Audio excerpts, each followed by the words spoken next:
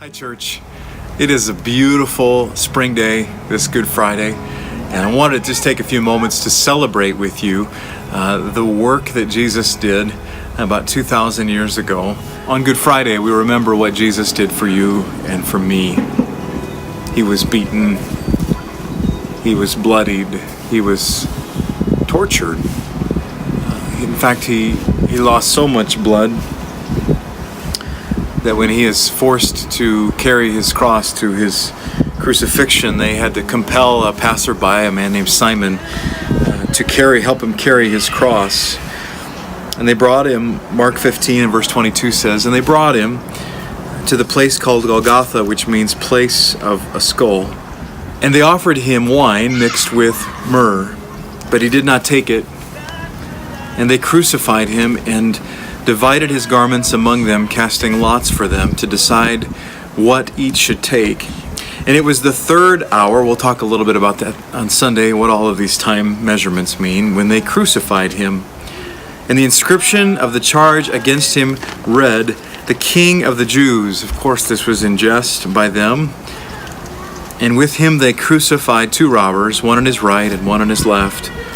And those who passed by derided him, wagging their heads and saying, "Aha, you who would destroy the temple and rebuild it in 3 days, save yourself and come down from the cross."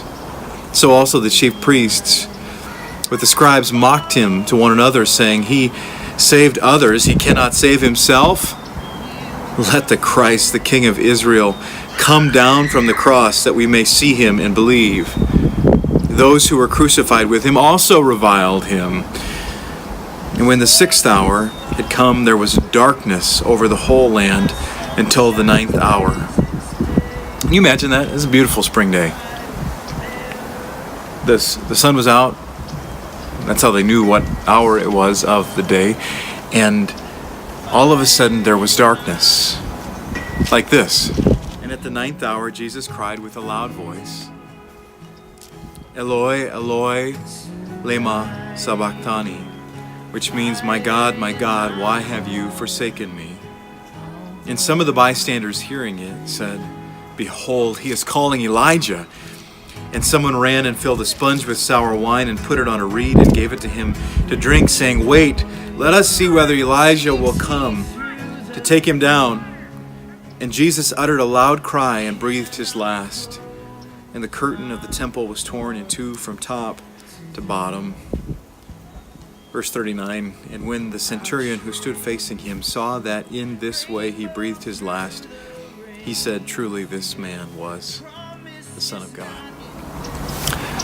It's so good for us to reflect in deep moments of sorrow on the sacrifice of Jesus for us. I'll never forget the first time I watched The Passion of the Christ. I just felt sick. And I was overcome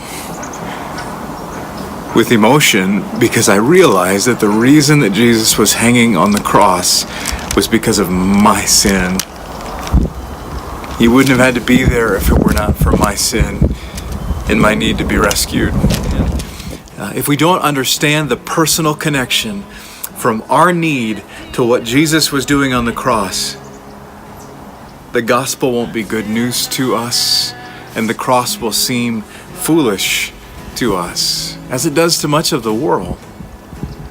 When our hearts reflect on the fact that Jesus is beaten and tortured and hung on a cross to die a public, shaming death, and that all of that is done in my place and in your place, undeserving as we are. My word, hallelujah, what a Savior. This is such good news. This is why we call it Good Friday. And I love the response of the Roman centurion. So many people just struggling to figure out who this guy was. So many people were questioning, who is this guy? And the Roman centurion says, "Surely this was the Son of God." We celebrate the work of the Son of God in our place today on Good Friday. He hung on a cross and breathed his last breath sometime midday that Good Friday. It's good. I would encourage you to sit and to reflect on that done for you in your place and in mine. It's hard to stomach. It's hard to swallow. There's no way around it. But look it in the face. Look it in the face to realize it and to appreciate it. Look and see the blood. See the nail-scarred hands. To realize what it is that Jesus did for you and for me. And we can't wait for Sunday as we celebrate the resurrection of Jesus together here this Sunday. I would encourage you, come early, come for breakfast, stay for coffee and donuts, and we're going to celebrate together at 10 a.m. as we worship this Sunday. God bless you. Have a great Good Friday.